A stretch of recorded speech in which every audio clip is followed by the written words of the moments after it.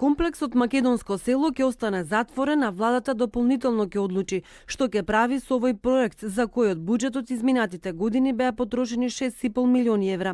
На концесионерите Тинекс и хотелот Квинс ќе им биде активирана банкарска гаранција од околу 43.000 евра и пари за закуп за наредните 6 месеци поради еднострано раскинување на договорот.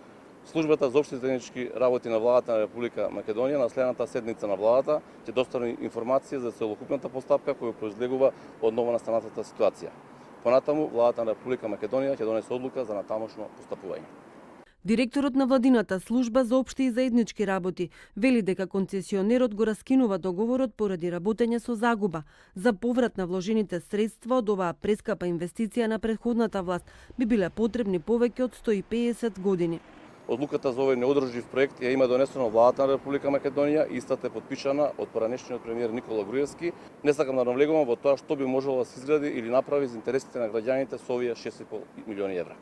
Хотелот Квинс и Тинекс во јануари 2016 година го добија комплексот под концесија од 20 години. Селото има 12 двокатни куќи. Секоја од нив представува различен регион од Македонија. На долните катови се представени различните занаети, а горните катови функционираат како хотели.